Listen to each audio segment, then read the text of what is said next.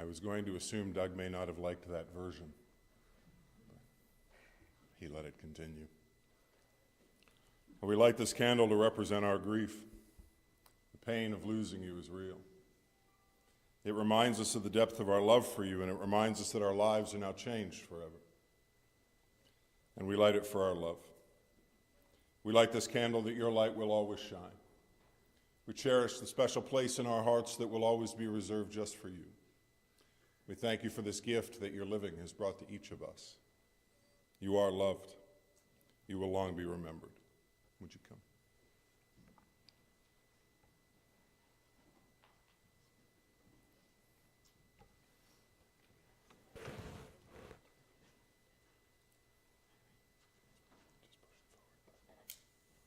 One more time. There you go, dear. Thank you. Thank you so much.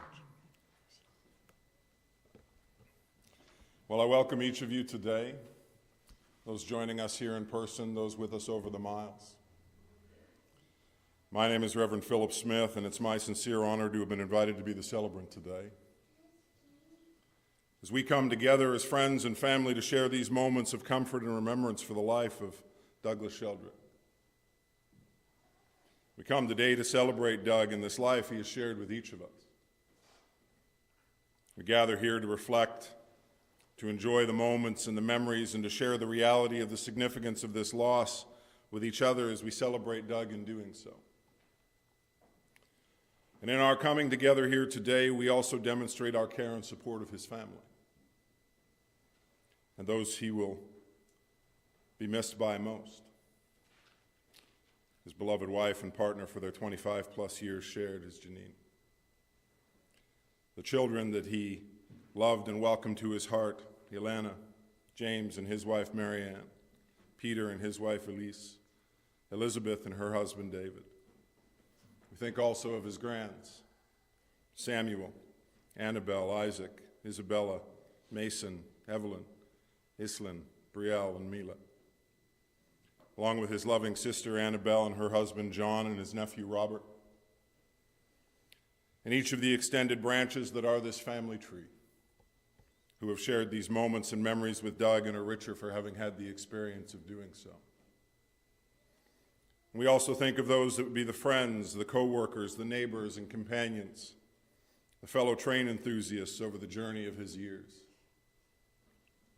And we think today, as we pause for a moment, of his parents, Kenneth and Nancy, his brother Robert, each now reunited with Doug once more beyond our sight and for eternity yet to come. And as today leads us into further steps along this path of remembrance, let us take note that we are much stronger because we walk this journey together. Stronger as we band together and provide that strength to lift each other and the tenderness to listen with care in those times when it will be needed most. As we begin our time today, I'm going to invite you to take a moment with me as we open this time in prayer. Dear Father of the brokenhearted, today we remember Doug with warmth and with gratitude for all the good that he has brought into our lives. We are thankful today for the love, the lessons, and the memories that we have each shared with him. We hold on to the hope that he now finds a peace and a joy and a presence that his spirit may continue to live on in the presence of those he has loved and cherished, to his family and friends whose hearts bear the heavy weight of his absence. May they feel the warmth of your presence as you bind up their wounded hearts in your own timing, and you grant them your peace. In Jesus' name we ask it. Amen. At this time, I'm going to invite Ilana to come and share a gift of music in honor of Doug's life today. Would you come, dear?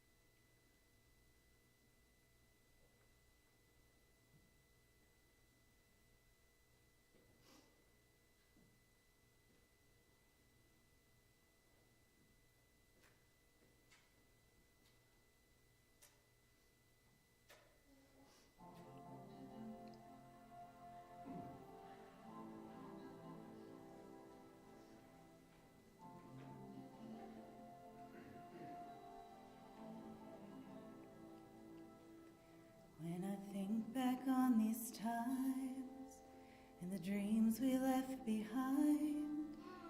I'll be glad 'cause I was blessed to get to have you in my life. When I look back on these days, I'll look and see your face. You were right there for me. In my dreams, I'll always see you soar above the sky. In my heart, there'll always be a place for you for all my life. I'll keep a part of you with me, and everywhere I am, there you'll be. And everywhere I am, there you'll be.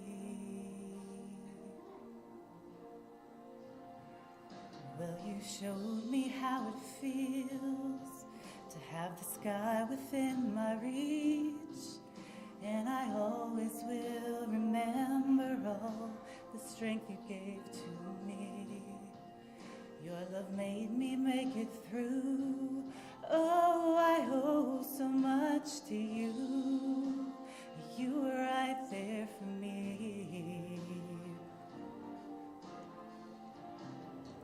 In my dreams, I'll always see you soar above the sky. In my heart, there will always be a place for you for all my life.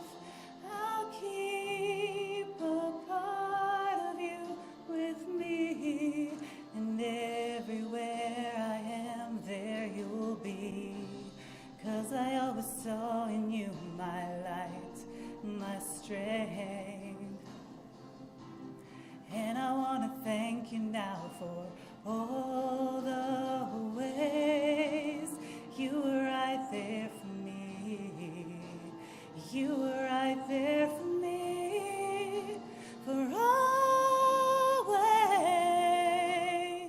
In my dreams I'll always see you soar above the sky. In my heart there will always be a place for you for all my life. I'll keep a part of you with me, and everywhere I am, there you'll be.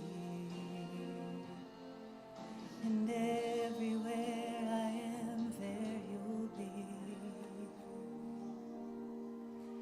There you'll be.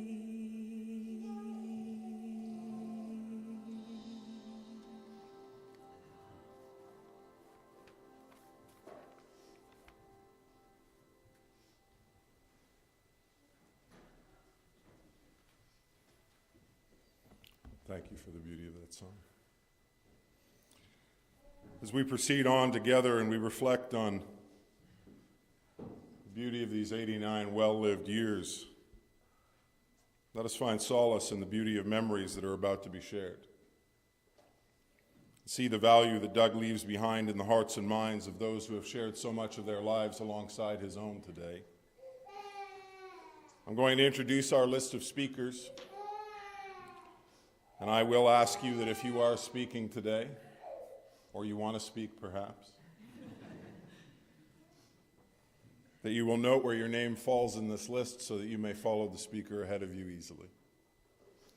We'll first hear from his longtime friend Charles, and following Charles, we'll hear from his grands with their thoughts of Doug today.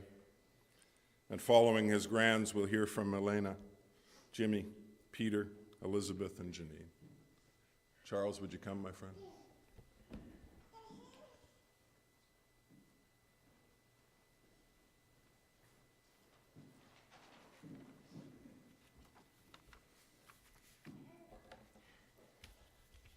Good afternoon. My name is Charles MacLeod, although Doug always called me Charlie, except when he was referring to me as an oatmeal savage. I first met Doug almost 60 years ago on what was effectively a blind date. We went to Pittsburgh for a weekend to look at streetcars, and we hit it off very well together. We were both very interested in railways and streetcars, and we subsequently made numerous trips together in Canada, the USA, mainland Europe, the UK, and southern Africa, all very enjoyable. Traveling with Doug was always interesting because of the very large amount of baggage he would take with him. Not clothes, but a lot of large cameras and other photographic equipment, such as tripods. And at the airport check-in counters, I became quite good at standing close enough to hear and enjoy the conversation between Doug and the check-in clerk, but not so close that the clerk would think that I was actually traveling with Doug. I think Doug always won the discussion. Doug was not the sort of person to be pushed around by authority.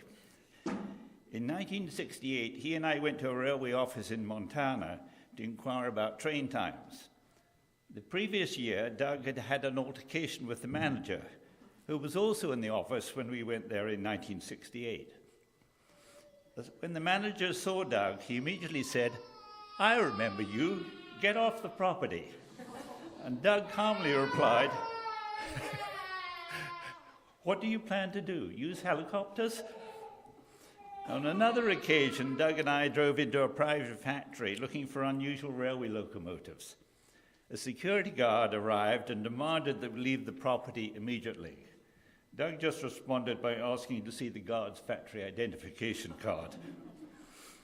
And when I was running for political office in 1993, and my campaign manager asked me to recommend someone to be at a particular polling station and to challenge anyone who might not be eligible to vote, it took me less than a microsecond to nominate Doug. He did an excellent job. Doug had a lot of admirable qualities. He had the best laugh of anyone I've ever known. He was excellent company. He was generous. He taught me how to take half-decent photos. He introduced me to the wonders of Swiss railways, and I was always impressed by how well he adapted to the acquisition of 4 teenage children when he married Janine, at a time when he was over 60 and he had never had any children of his own. He took some wonderful photos and movie films, often from unusual locations.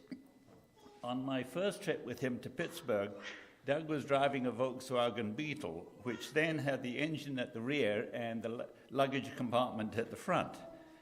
Doug had a mechanic remove the hood of the car so that he could sit in the luggage compartment and take films of moving streetcars while someone else was driving the car. However, one of his favorite places for taking movie films was on top of the coal in the tender behind the steam engine while the train was moving, despite the hazards. Once in Argentina, he was nearly decapitated by a low wire over the tracks. And after a day of riding on the tender of a moving train in Swaziland and collecting numerous cinders in his hair and clothes, he returned with me to our flat in Johannesburg. I don't think my wife was ever able to get all the cinders out of the carpet. Thanks for all the fun times and good memories, Doug. I will miss you.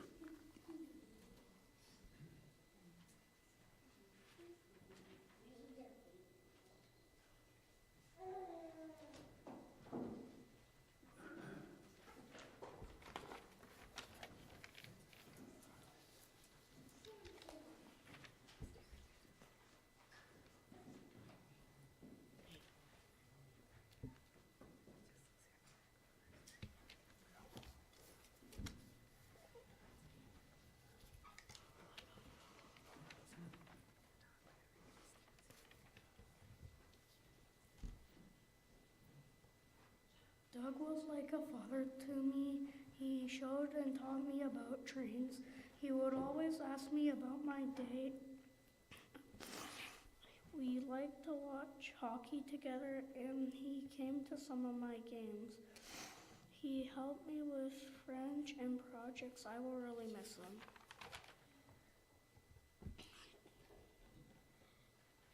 Doug was like a dad to me. When I came home from school, he would always ask me how my day went. He loved to show me pictures of trains and stories that he done.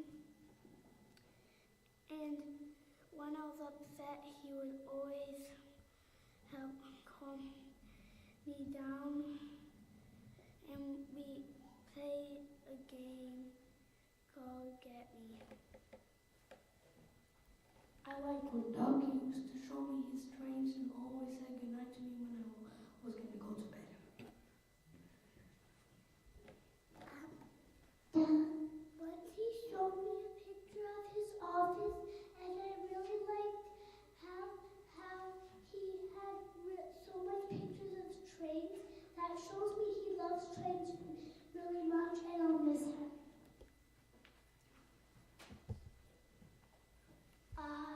Once Doug was watching me, and he showed me a little bit around his office, and it was really cool.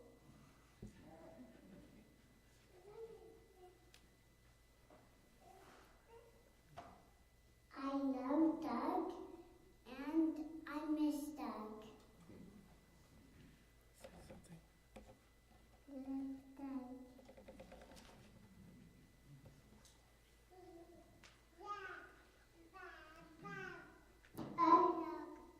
I love.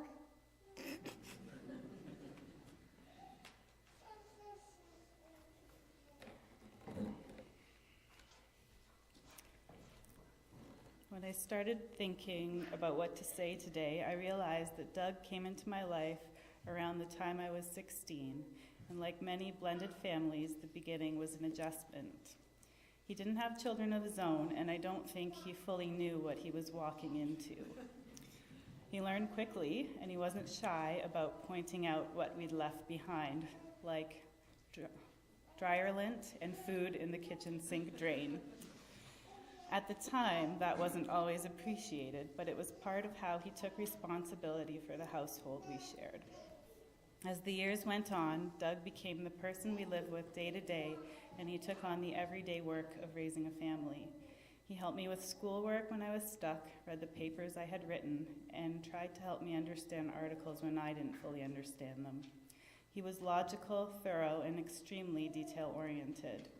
Sometimes that level of detail could feel overwhelming because what I needed was a quick answer, and he wanted to explain everything fully. But it always came from a place of care and a desire to get things right. On Sunday mornings, when I worked early and the subway wasn't running, he would drive me downtown or pick me up after a tiring night shift. It was a long drive all the way from Richmond Hill to downtown Toronto, and he did it without complaint. When we got home and pulled into the driveway, he would always say, "Home same day." Later in my life, after moving out, getting married, having children, and then finding myself needing family support again, Doug welcomed me and my children back into his home. Living with a baby and a toddler was new for him, but he handled the noise, the mess, and the chaos of that stage of life with patience, and he was steady and supportive when I needed it most. He was also a very good grandfather to my kids. He took an interest in their lives, asking about school, their friends, and their days. He bonded with Sam over trains and hockey, and with Annabelle through games and reading together. To my children, Doug was a father figure. He understood the importance of that role, and he took it on with great care and responsibility. Doug was my stepfather, and he was a real part of my life and my children's lives. He showed us care through actions, routines, and presence. I'm grateful for the years we lived together, for the support he gave when it mattered, and for the time my children had with him.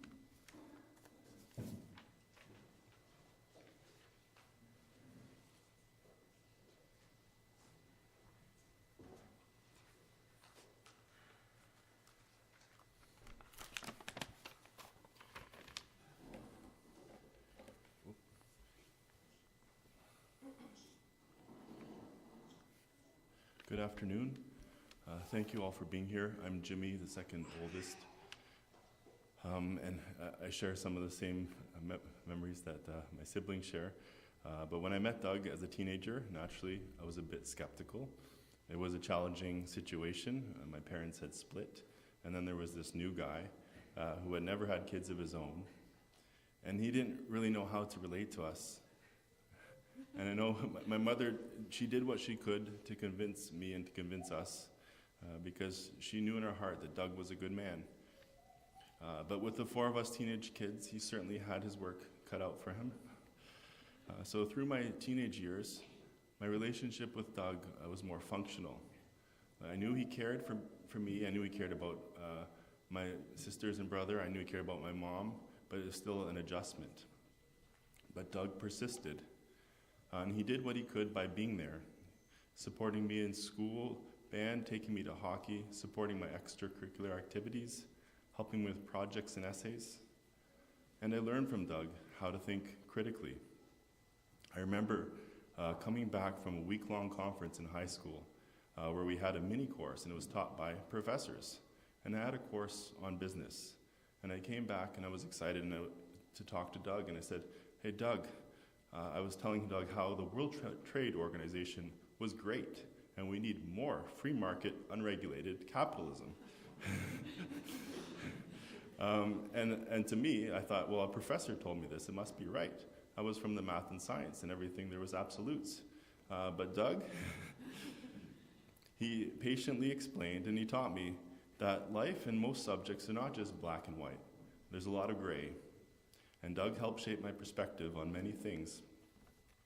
As time passed, our relationship grew. I have good memories of a trip with Doug down to see a bridge in the middle of nowhere in Pennsylvania. And I also think back fondly when me and my brother, or sometimes me and my cousin, would help Doug and his friends at the annual model train show. We would drive around in a rented truck, and we'd have to pick up pieces of model layout stored at different of his friends' houses, awkwardly maneuver them through basements, through attics, around very difficult spaces, and bring everything to the train show and then assemble it. And then afterwards, we got to hang out with his friends, who were surprisingly a fun and outspoken group of men.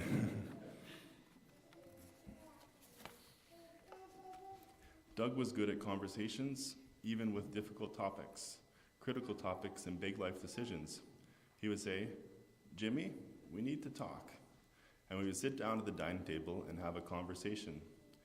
He was patient, but he would explain things, give me food for thought, and help me make guided decisions, whether it was about long-distance relationship, marriage, jobs, or even moving countries. Doug has been an anchor to me. When I met my would-be wife, Marianne, Doug, he embraced her, and I know the two of them had a very special bond, especially through good humor. He embraced my kids, Isaac and Isabella, and even though he didn't get to see them, and we didn't get to see him so often because we're living in Norway, when we did visit, we did get good time together because we're staying with him in their house. Crowded house when we visit. I knew Doug was proud of me. I knew Doug was proud of my family and my kids. I will miss Doug always being there in the house.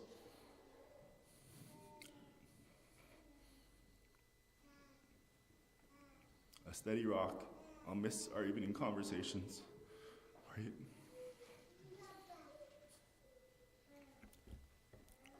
Yeah. Our evening conversations where we'll miss our political discussions.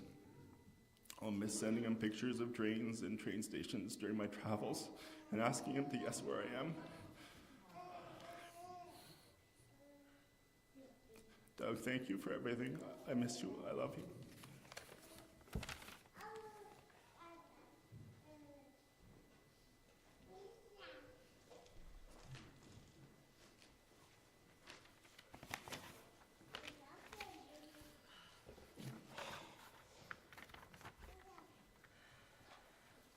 Hello, everyone. I'm Petey. I'm my mother's third. Doug came into my life when I was a young teenager, and it was a challenging time for him. During those years, I have memories of unintentionally destroying many things around my mother's house.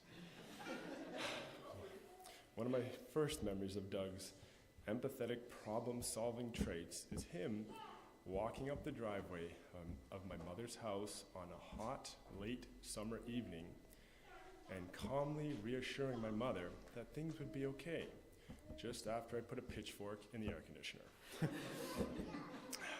He was able to help in tense and stressful situations. I could tell from that day and later on that he cared for my mother and was willing to face the challenges that lay ahead. He sold his house and bought a home with my mother in a newer community that emphasized education.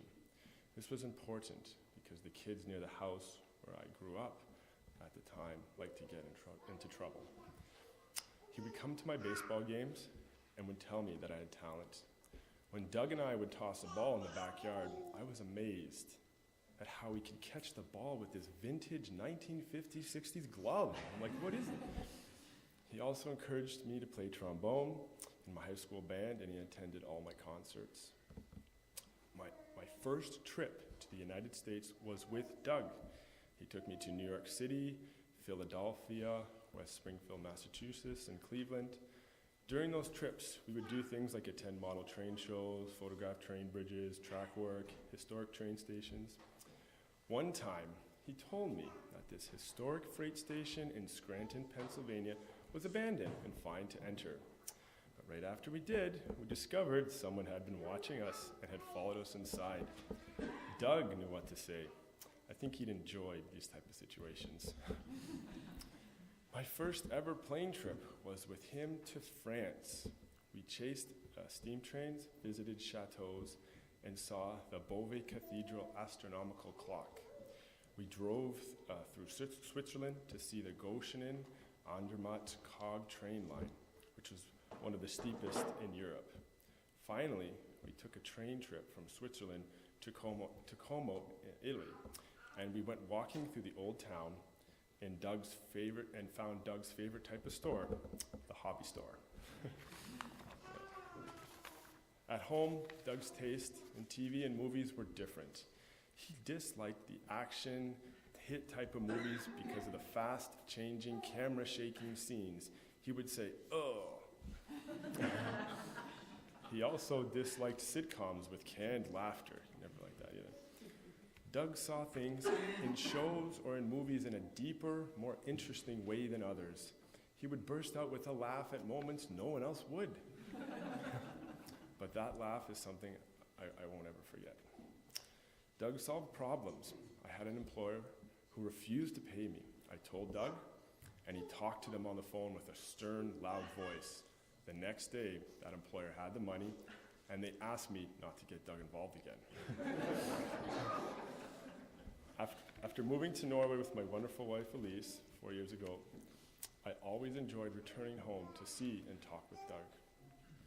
I'm grateful that my 3 children, Mason, Evelyn, and Islin, had the opportunity to spend holidays with him and get to know him as well as they could in the time we had. The memories I have of Doug and how he took care of my mother, my siblings, and me will be remembered and shared. Thank you, Doug, for being so strong, loyal, and a dedicated family man and a father to me. I love you, Doug. Goodbye.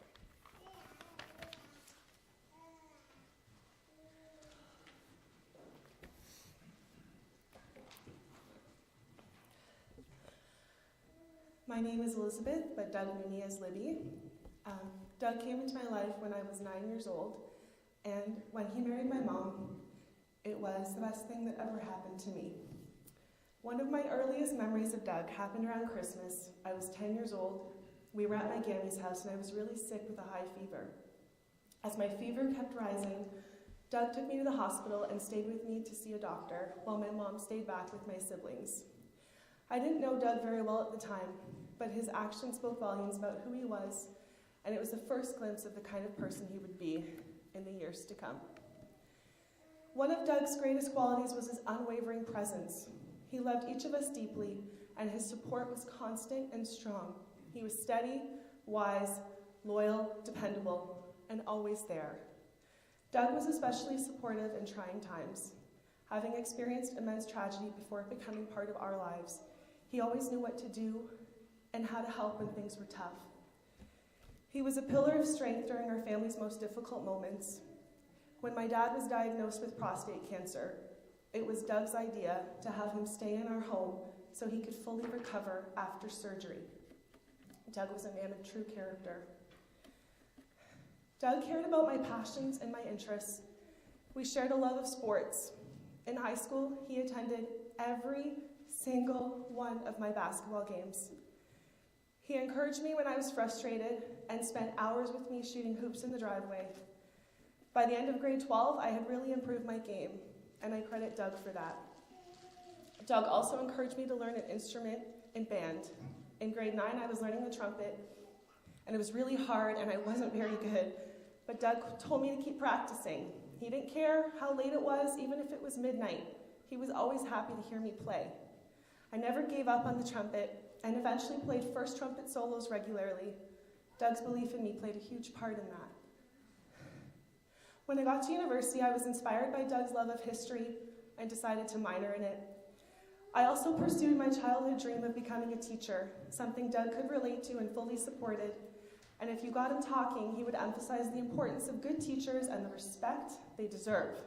To quote Doug, "If the government wants good teachers, they need to treat them better, pay them well." And he said that a lot. Doug edited many of my essays. He would stay up late waiting for me to finish writing them, usually the night before, of course. And he would edit them and he would add his magic touch. Doug had a way with words. He didn't like fluff and would often say, "Why say that in 5 sentences when you can say it in 1?" He'd cross off so many of my sentences, but I learned so much from him, especially the power of words and how to get your point across in a clear, bold, and concise way. Doug believed in critical thinking and standing up for what was right. Just because something happened to you didn't mean you had to accept it. I remember receiving a bad grade in an assignment, and I didn't think it was fair. Doug encouraged me to speak with the professor and make my case, to be bold and stand up for myself, and that's exactly what I did. With Doug's voice in my head, I spoke with the professor and was able to raise my mark by a whole letter grade. Doug brought passion and emotion into our family, something that had been missing before he came along. He was unapologetically himself, whether you liked it or not. He was genuine. What you saw with Doug was exactly what you got. He did not care about impressing anyone, and it was incredibly refreshing. Doug had an amazing memory and an extraordinary attention to detail. Not only would he tell you the exact date that something happened, he could recall the time of day, the weather, sometimes what was said word for word. Telling long stories was something that Doug was known for. He had lived a remarkable life full of friendships, travel, adventure, and many, many trains. And oh, how I wish I could sit down at the dinner table one more time just to hear him talk. Doug really loved my mom. In his eyes, she could do no wrong. There were times when she would leave a yogurt cup on the counter, and he would say, "Who left this here?" And I would say, "My mom did." And he would reply, "She would never do such a thing." Every morning, Doug would bring my mom coffee and breakfast in bed. And every evening when she came home from work, he would greet her with a glass of wine, and they would talk in the living room for hours and hours. And I remember thinking, how on earth do they have so much to talk about? As I grew up, got married, and had 3 children of my own, I began to truly understand how hard it is to raise a family. That's when I found myself thinking about Doug's character again. As amazing as my mom is, I wondered, why would he choose to marry someone with 4 children? I had the chance to ask him that question not long ago. Without hesitation, he answered, "Your mother is a wonderful person, and I love her." For Doug, it was that simple. Doug played a profound role in shaping who I am today. I am eternally grateful for his unwavering support, love, care, and belief in me.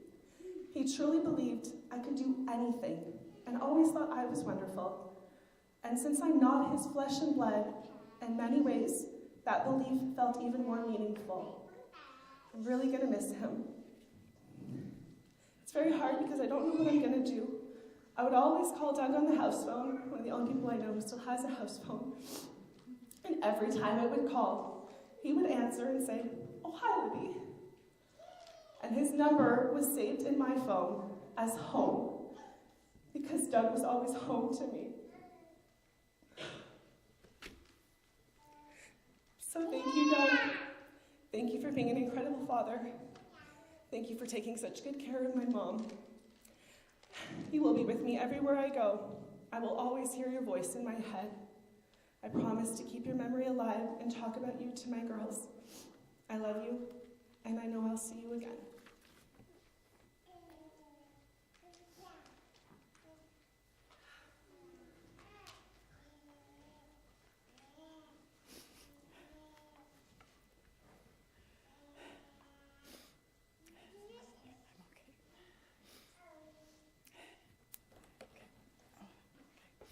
Doug was my soulmate and my best friend. He was my rock of strength. I shared with him my deepest feelings, my concerns, my fears and joys, and he was always able to lift me up, find a solution, comfort me, or rejoice with me. He made me feel beautiful, loved, and appreciated. I loved him for who he was and for all his wonderful qualities. He was very intelligent. He had great insight and wisdom about many things, especially world affairs and politics. He had a unique perspective. He was on the right on some issues and on the left in others. He enjoyed intense debates and discussions with his friends and family. Unregulated capitalism was a major problem in the world, according to Doug. He was a caring and compassionate man. He especially felt great sympathy for those who were grieving, having experienced the devastating loss of his beloved wife, Joy, and also earlier his brother, Robert. I know he would understand my sadness and grief, and I have to lean on how he would comfort me if he were here to get me through this sadness. When we were first together, I had 4 children, preteens and teenagers, one of whom had just suffered serious third-degree burns. He promised me then that he would never abandon me and would always be there to give me support and encouragement, and he has more than kept that promise. Though we have had trials and tribulations along the way, Doug always rose above them and helped me do the same. He had a wonderful ability to remain calm in emotional situations and crises, and he knew just what to say and do to restore harmony.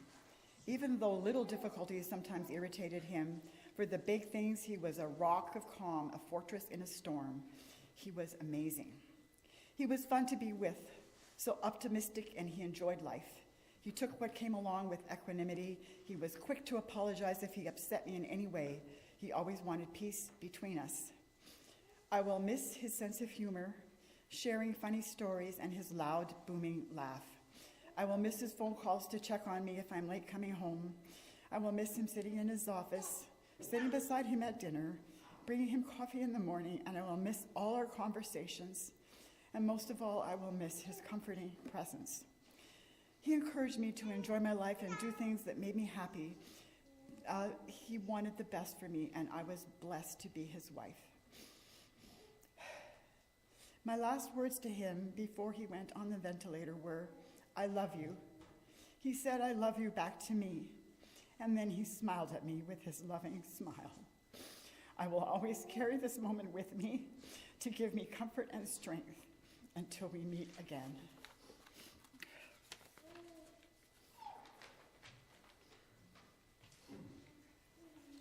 Thank you each for the warmth and love conveyed in your words today.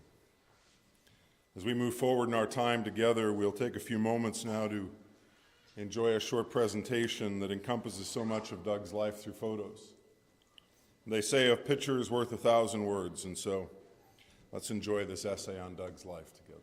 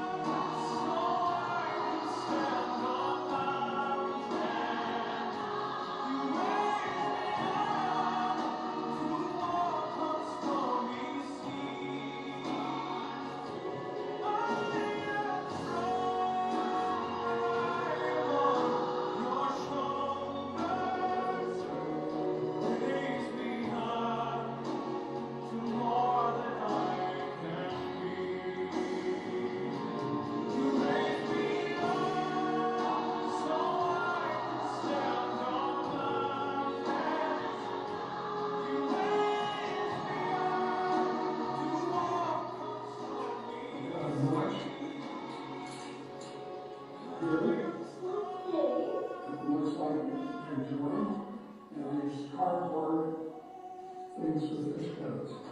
Right? Now this is okay for a kid when I was growing up. I wouldn't use this on my way up, okay? Because it's not quite good enough. But when I was a kid, that was good.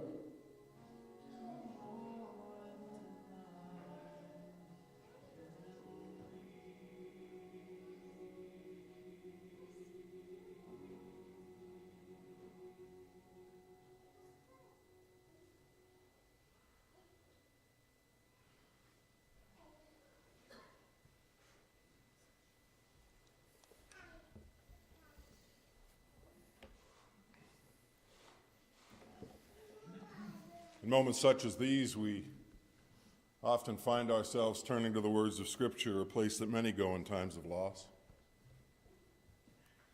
The familiar passage of Scripture that we can find some solace in today comes from the 23rd Psalm. It says, "The Lord is my shepherd, I shall not want. He makes me lie down in green pastures. He leads me beside the quiet waters, and he restores my soul. He leads me in the paths of righteousness for his name's sake, and even though I walk through the valley of the shadow of death, I will fear no evil. For you are with me. Your rod and your staff, they comfort me. You prepare a table before me in the presence of my enemies. You anoint my head with oil, my cup runneth over. Surely goodness and mercy will follow me all the days of my life, and I will dwell in the house of the Lord forever." And our hope today is simple, that the peace promised in those ancient words, still waters, restored souls, the comfort of a loving presence, is now Doug's reality beyond our sight. That beyond our sight, he is now welcomed home, reunited with those he has loved and held in a place where no more burdens rest upon his shoulders. And it's in that spirit of peace that we focus our thoughts shared on this life that he has lived alongside each of you and so many beyond these walls. A life that would see him welcome to the love and care of his mother Nancy and his father Kenneth on the 28th day of August in the year of 1936. And if you've seen any of Doug's baby photos, some of which we just watched, you may also realize that Nancy may have deserved a medal for his part in his arrival. He was a big baby, which turned into a big man. He would be welcome to their lives in the love of the Sheldrick family just across the borders from Ontario and Montreal, Quebec. His father would be a military man, and I have no doubt that would play into the discipline and determination that would be the backbone of so much of Doug's success and his achievements along his years. Those early years would not be without some hardship, though, as when he was just 6, he would find himself pushed off the sidewalk into the streetcar tracks, leaving young Doug with a traumatic brain injury to work to overcome in those early months, but also to encounter year over year.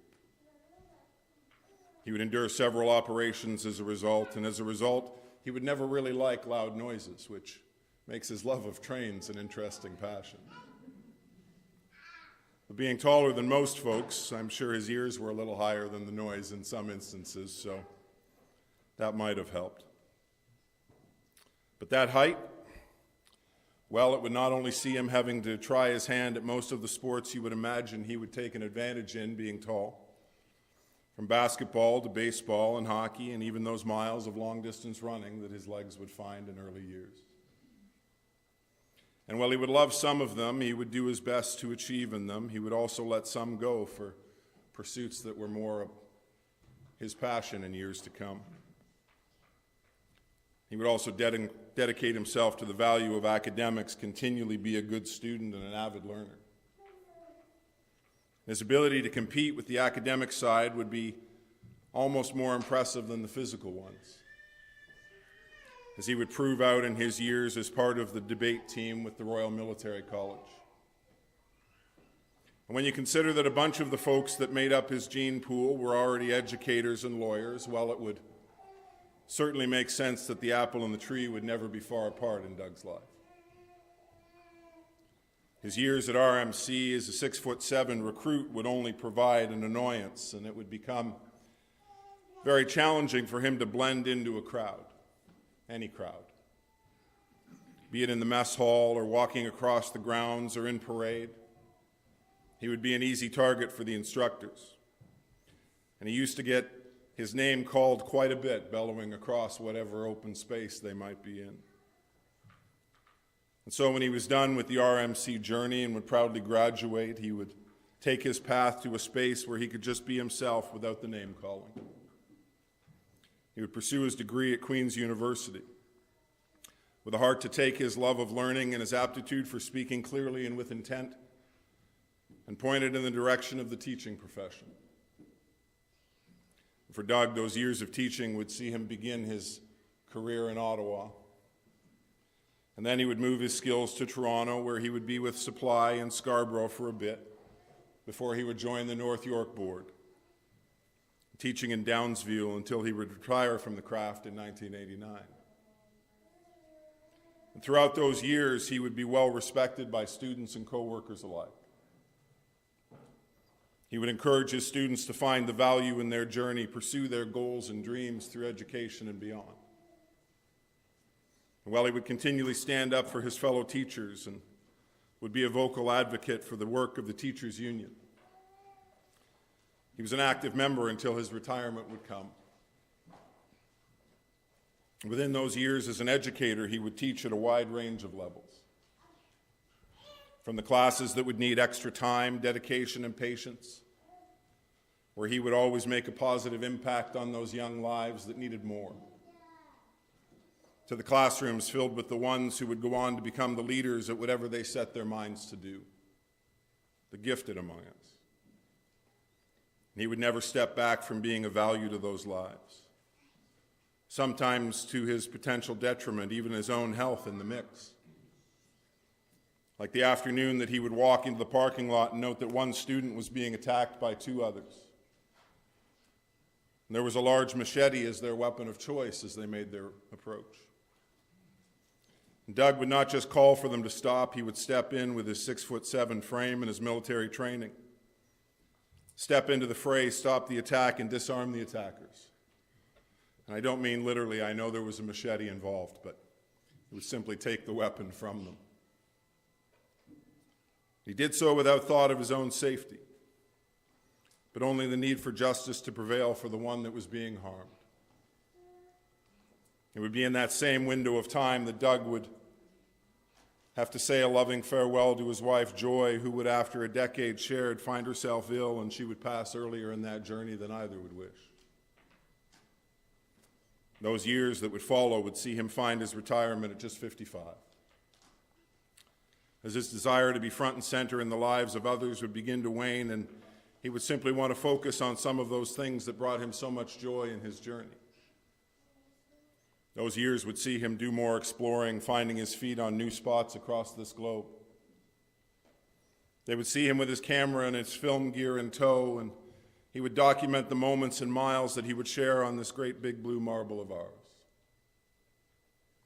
And whether he was taking a picture of a train, or a picture of a train coming out of a tunnel, or the view along the top of a train from atop the engine of that train, or trains on his second favorite thing, a train bridge. You get the picture, it was all about trains.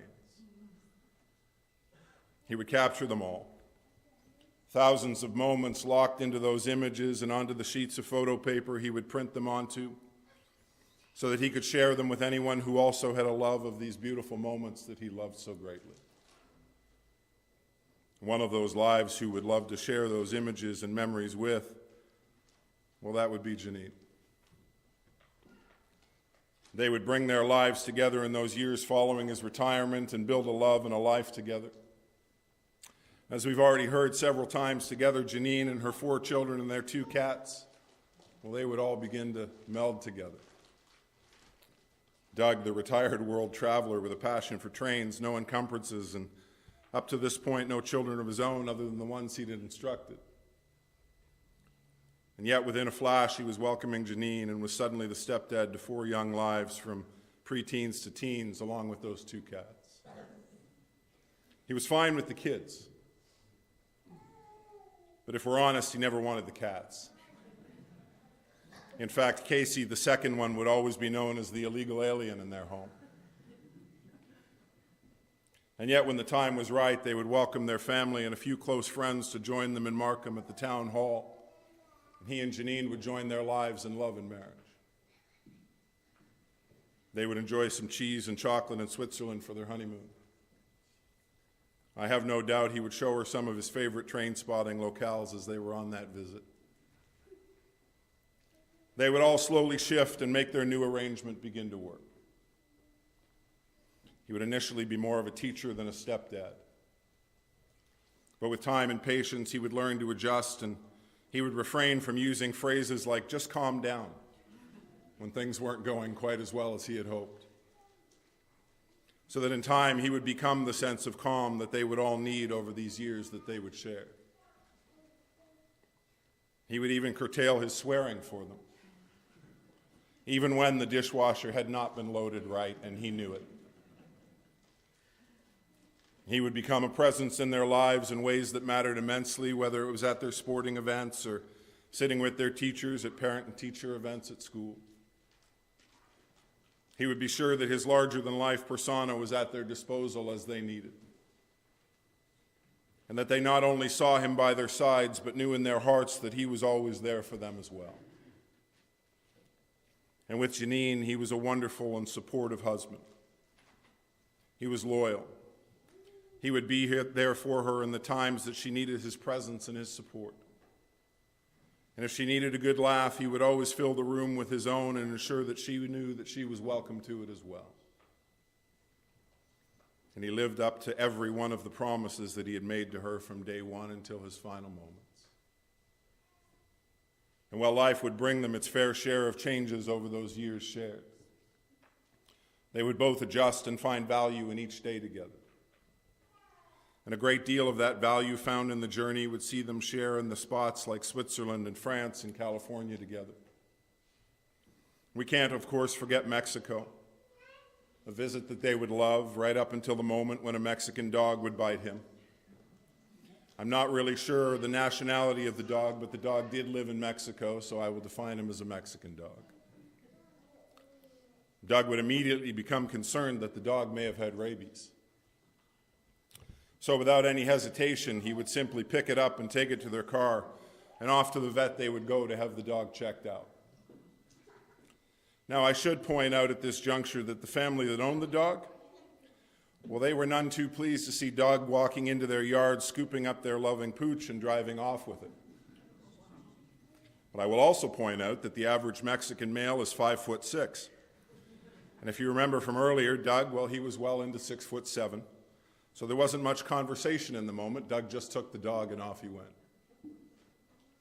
Worry not. When the vet gave the little doggo the all clear, Doug would bring it back to its loving family unscathed. Perhaps a little startled and likely not to bite any gringos again in the years to come, but the family was pleased beyond measure to see Fluffy back in their lives once more, I'm sure. And even in those times when Doug wasn't part of a journey, he would always encourage Janine to explore with her friends and enjoy the moments shared as he had always done. And in all of those years, she too would encourage him to continue to explore those things he loved so greatly as well. From his passion for trains, both real and scale models. He would know anything you needed to know about any of them that caught his attention over the years. The details of the mechanics, where they ran, the value that they brought to this world in their transport. From his collecting, his focus would be on the scale, the O scale, both British and regular. And let me pause for a second for the unschooled.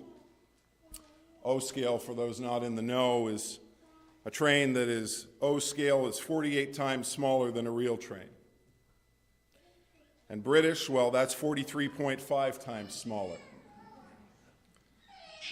So those are a little bigger, and they are both as much detail and fun to run, but take up so much more space in your lives than the ones perhaps your grandparents gave you as a child and you could slide under your bed. Each year, he would dedicate himself to making his way to Chicago to meet with the other O-scale lovers that would gather at the annual show, as well as the ones in Cleveland and Massachusetts, where his people converged and talked about all things trains, tracks, and politics for days on end. Luckily for Doug, those years as a debater at RMC and his love of a great read would allow him to easily hold his own in those moments. And luckily for Janine, there were great restaurants in all those spots. That she would also share those moments with the man she loved so that it was never an issue joining him on any of those excursions. In fact, they were already planning the one for this March coming. And he would love a good read, whether it was something on political history or economics like Too Big to Fail or The War on the West or Road to Freedom, each making his list. Or he was flying through another volume dedicated to architecture, and the most wonderful of all architecture, the train bridge. And if he could enjoy those pages alongside one of his favorite reds, whether from Argentina or South Africa or Australia, well, then he was in a happy place. Now, he would forego his favorite Californians of late, thanks to the onslaught of tariffs from our orange friend in the South. And when he was feeling like a quiet evening, just enjoying the sports that brought a smile to his life, you might find him watching a hockey or a baseball game, sharing with you the details of those players he loved to follow, the details of their successes and the stories of what they had brought to the game. He would even be wanting to know the score of the game in his last few hours with us. And he would love a great meal. But please don't think of inviting him to a chain restaurant. No, thank you. He would always prefer those wonderful meals served by those standalone standouts like the Lake Grill in Whitby, or anywhere he could get a meal crafted by people who love the food as much as serving it to you. And he would love detail. Whether it was facts or figures, all you needed to do was ask, and he would become your own personal chat Doug GPT.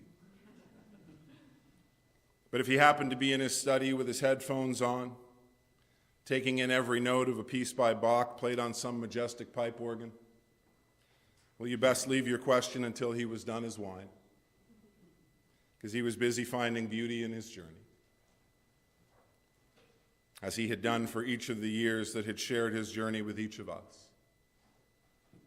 A journey that would see him travel this globe, share his life and his love with the partners and the friends who have loved and cherished him over his years, alongside the wife and family that would welcome him as a vibrant and vital part of their own days over these last 25 plus years shared.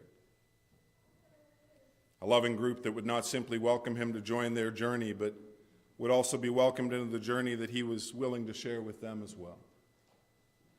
A journey that would see him take some 89 trips around the sun from where it would all begin. A journey that would, just days ago now, see them standing by his side as he would feel the effects of a flu that would not let go.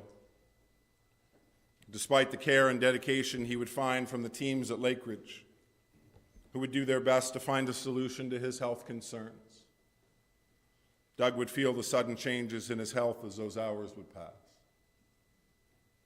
He would also feel the love and care of those lives who had shared this journey with him, as they would each find the moment to share with him how much his love and value in their lives meant as well. So that when the clock would creep to within minutes of 1 p.m. on the 23rd day of December in 2025, he would take that final step in this life. And Douglas Sheldrick would know beyond any shadow of a doubt that he had been loved. And the love that he had given had been well received as well. And he could journey on from this life to what heaven offers to those who believe, and once again be with all those who have gone on before that he had longed to see again. And yet here we find ourselves today, my friends, having to bear the weight of his absence. And so there is honesty in our sorrow. The loss of those we love is something we must each deal with and walk in our own ways in our own time.